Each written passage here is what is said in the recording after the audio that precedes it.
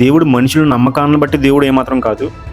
ఆయనకున్న శక్తిని బట్టి ఆయన దేవుడు. అయితే మనకు బాగా తెలుసు యేసుప్రభు ఒక్కరే దేవుడిగా ఉండి మనిషి రూపాన్ని ధరించుకుని ఎన్నో శూర కార్యాలు, ఎవరూ చేయలేని పనుల్ని చేసినట్టుగా మనం చూస్తాం. అంటే చనిపోయిన వాళ్ళని లేపడం, కళ్ళు లేని వాళ్ళకి కళ్ళు ఇవ్వడం, స్వస్థతలు చేయడం, దెయ్యాలను వదిలించడం, ఇలా అసాధారణమైన పనులు యేసుప్రభు చేసినట్టుగా మనం చూస్తాం.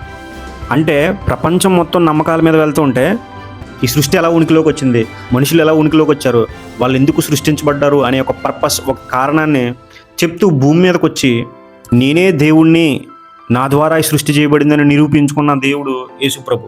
అప్పుడు మొదలైన ఆ కార్యాలు ఇప్పటికీ కొనసాగుతూనే ఉన్నాయి. ఏ క్రైస్తవుడి దగ్గరికైనా వెళ్ళి మీరు యేసుప్రభుని ఎందుకు నమ్ముతున్నారు అని అడిగితే దే విల్ డెఫినెట్లీ సే, ఖచ్చితంగా వాళ్ళ జీవితంలో ఏదో ఒక అసాధారణమైన పని జరిగే ఉంటుంది.